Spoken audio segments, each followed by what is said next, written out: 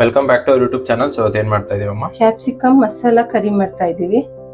ಇದಕ್ಕೆ ಬೇಕಾಗಿರೋ ಪದಾರ್ಥಗಳು ನೋಡಿ, 2 ಕ್ಯಾಪ್ಸಿಕಮ್ ಸಣ್ಣ ಸಣ್ಣಕ್ಕೆ ಹೆಚ್ಚಿಟ್ಕೊಂಡಿದ್ದೀನಿ, 2 ಈರುಳ್ಳಿ ಹೆಚ್ಚಿಟ್ಕೊಂಡಿದ್ದೀನಿ, ಮತ್ತೆ ಮಸಾಲೆ ರುಬ್ಬೋದಕ್ಕೆ ಹಸಿ ತೆಂಗಿನಕಾಯಿ, ಸ್ವಲ್ಪ ಬೆಳ್ಳುಳ್ಳಿ, ಒಂದ್ 4 ಒಣಮೆಣಸಿನ್ಕಾಯಿ, ಸ್ವಲ್ಪ ಹುರಿದಿಟ್ಕೊಂಡಿರೋ ಕಡಲೆ ಬೀಜ, ಮತ್ತೆ ಒಂದ್ ಸ್ವಲ್ಪ ಹುರಿದಿರೋ ಎಳ್ಳು, ಮತ್ತೆ ಇದು ಒಗ್ಗರಣೆಗೆ ಸಾಸಿವೆ, ಜೀರಿಗೆ, ಮತ್ತೆ ಸ್ವಲ್ಪ ಧನಿಯಾ ಪುಡಿ, ಸ್ವಲ್ಪ ಅರಿಶಿನ ಪುಡಿ, 1 ಸ್ಪೂನು ಚಿಲ್ಲಿ ಪೌಡರ್, ಸ್ವಲ್ಪ ಕೊತ್ತಂಬರಿ ಸೊಪ್ಪು, ರುಚಿಗೆ ತಕ್ಕಷ್ಟು ಉಪ್ಪು.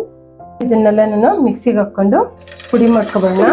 ಒಂಚೂರು ನೀರು ಹಾಕೊಂಡು ತರ್ತರಿಯಾಗಿ ರುಬ್ಕೋಬೇಕು, ಜಾಸ್ತಿ ನೀರು ಹಾಕ್ಬಾರ್ದು. ಇಷ್ಟು ರುಬ್ಕೊಂಡಿದ್ದೀನಿ. ಸ್ಟವ್ ಹಚ್ಕೊಂಡು ಒಂದು ಪಾನ್ ಇಟ್ಕೊಳ್ಳೋಣ. 2-3 ಸ್ಪೂನು ಆಯಿಲ್ ಹಾಕೊಳ್ಳೋಣ. ಕಾಯ್ದಿದೆ, ಸಾಸಿವೆ ಹಾಕೊಳ್ಳೋಣ. ಸಾಸಿವೆ ಸಿಟ್ಲಿತಾ ಇದೆ, ಕರಿಬೇವು ಸೊಪ್ಪು ಹಾಕೊಳ್ಳೋಣ. ಮತ್ತೆ ಈರುಳ್ಳಿ ಸ್ವಲ್ಪ ಫ್ರೈ ಮಾಡ್ಕೊಳ್ಳೋಣ.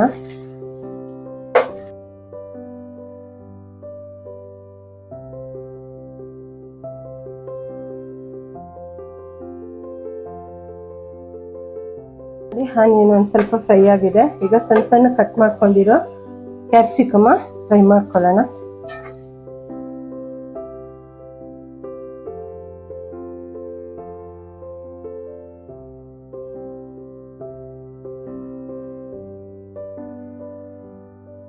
ಇದನ್ನ ಒಂದು 5 ನಿಮಿಷ ಕ್ಲೋಸ್ ಮಾಡ್ಕೊಂಡು ಬೇಯಿಸ್ಕೊಳ್ಳೋಣ.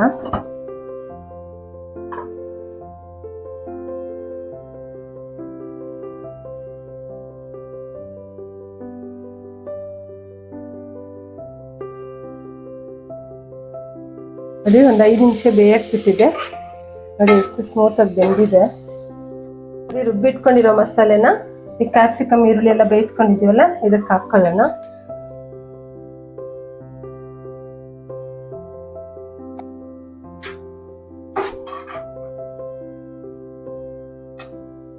ಇದು ನೋಡಿ, ಒಂದು 5 ನಿಮಿಷ ಈ ತರ ಹಿಂಗೆ ಬೇಯಿಸ್ಕೊಳ್ಳೋಣ.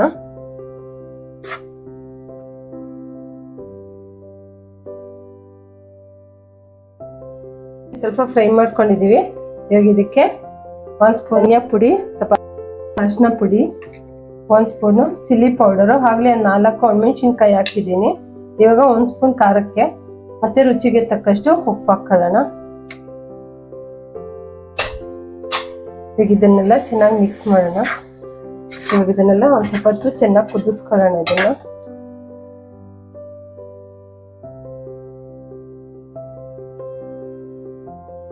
ಇದನ್ನ ಲಿಡ್ ಕ್ಲೋಸ್ ಮಾಡ್ಕೊಂಡು ಒಂದು 5 ನಿಮಿಷ ಬೇಯಿಸ್ಕೊಳ್ಳೋಣ.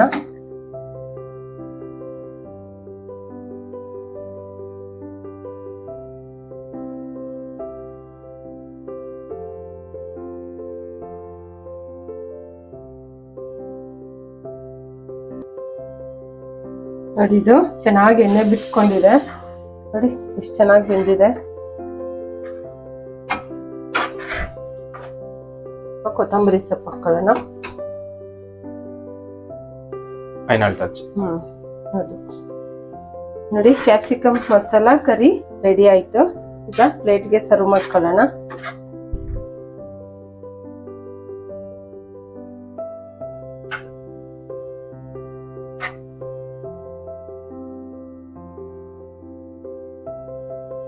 ಕ್ಯಾಪ್ಸಿಕಮ್ ಮಸಾಲಾ ಕರಿ ರೆಡಿ ಆಯ್ತು. ಇದಕ್ಕೆ ಚಪಾತಿ ತುಂಬಾ ಚೆನ್ನಾಗಿರುತ್ತೆ.